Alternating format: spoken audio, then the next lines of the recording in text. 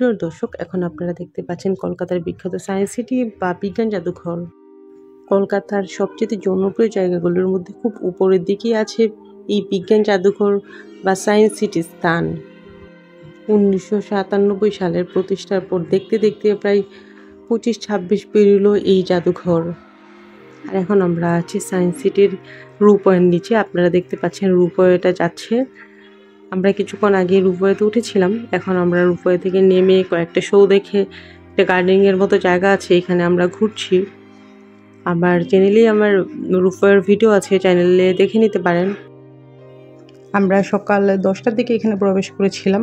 প্রবেশ করে আমরা রূপওয়েতে ফার্স্টে উঠি। তো রূপওয়ে, তারপর বেশ কয়েকটা শো, সব মিলিয়ে প্রায় 300 টাকা করে টিকিট নিয়ে আমরা 5টা টিকিট নিয়েছিলাম। তো ওখানে ইনক্লুড ছিল ফিশের একটা 3D মুভি, টাইম মেশিন, তারপর রূপওয়ে, বেশ কিছু ডকুমেন্টারি ছিল। তো আপনি যদি এই শেষ করে আরও কিছু মুভি দেখতে চান তাহলে আপনাকে এক্সট্রা করে আবার টিকিট নিতে হবে। আর এখানে প্রবেশ ফি হচ্ছে 40 টাকা করে। তো আপনি যদি কোনো পুরো স্কুল নিয়ে যান, যদি একসাথে 20 জন বা 40 জনের কোনো গ্রুপ থাকে, তখন আপনি পার টিকেটে 5 টাকা করে ছাড় পেতে পারেন। আর এখানে খাবারও ব্যবস্থা আছে, চাইলে খেতেও পারেন। তো গার্ডেনিংয়ে করা আছে যে ওখানে ঘোরাঘুরি করে আমরা এটার ভিতরে প্রবেশ করেছি।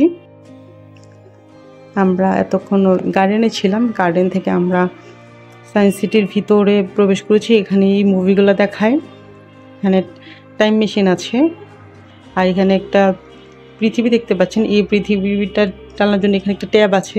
এই ট্যাবটার মধ্যে বাটন আছে, এই বাটনের প্রেস করলেই পৃথিবীটা বিভিন্ন অ্যাঙ্গেল থেকে ঘুরে। আর এখানে যে একটা হোয়াইট কালার বক্স দেখতে পাচ্ছেন, এটাকে বলে টাইম মেশিন। এইটার ভিতরে একটা 3D মুভি দেখানো হয়। তো মুভিটার সাথে ম্যাচ করেই বক্সটা প্রচণ্ড পরিমাণে নাড়ানো হয়, নাড়ানো বলতে ঝাঁকানো হয়। তো এই টাইম মেশিনেরও ভিডিও আছে, আমার চ্যানেলে চাইলে দেখে নিতে পারেন। আর টাইম মেশিনের জন্য আপনাকে আলাদা টিকিট করতে হবে, টিকিট ফি হচ্ছে 30 রুপি করে। এই যে এখান থেকে টিকিট করতে হবে আপনাদেরকে। প্রতিটা 3D মুভির জন্য আপনার আলাদা আলাদা টিকিট আছে, 30 রুপি 40 রুপি করে করে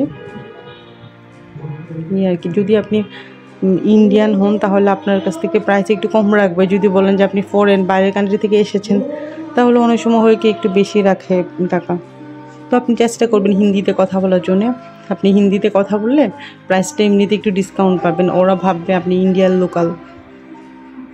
তো এই যে গোলকধাঁধার মতো একটা গার্ডেন দেখতে পাচ্ছেন আপনারা, অসম্ভব সুন্দর। বাচ্চাদের আইকিউ টেস্ট হয়ে যাবে এই গোলকধাঁধার ভিতরে ফেলে দিলে। আর এই গার্ডেনের উপরে হচ্ছে রূপওয়ে।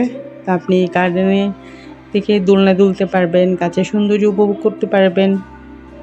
আর উপর দিয়ে রূপওয়ে যায় বা কেবল কার, ওগুলো আপনি দেখতে পারবেন।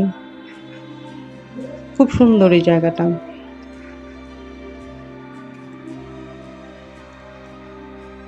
তো আজকে দিনটা একটু মেঘলা মেঘলা ছিল, এই জন্যে প্রচণ্ড গরম নেই, ঠান্ডা আবহাওয়া। আজকে কলকাতায় তো অনেক সময় গরম থাকে, তো আজকে ওয়েদারটা খুবই ভালো ঘোরাঘুরির জন্যে। আমরা খুব এনজয় করেছি। তো যারা কলকাতা যাবেন অবশ্যই একবার আপনার বেবি থাকলে সায়েন্স সিটিতে ঘুরে আসবেন। আপনার বেবির জন্য এটা খুবই ভালো হবে, এটা ব্রেন ডেভেলপমেন্টের জন্য খুব ভালো বাচ্চাদের। আর আমরা বড় যারা আছে তাদের জন্যও অনেক সুব্যবস্থা আছে, অনেক রাইডের। তো আমার ভিডিওটা এতক্ষণ ধৈর্য ধরে দেখার জন্য অসংখ্য ধন্যবাদ। ভিডিওটা কেমন লেগেছে কমেন্ট সেকশানে জানাবেন। আর অবশ্যই ইন্ডিয়া গেলে সায়েন্স সিটিতে ঘুরে আসবেন। ওকে, ভালো থাকবেন, আল্লাহ হাফেজ।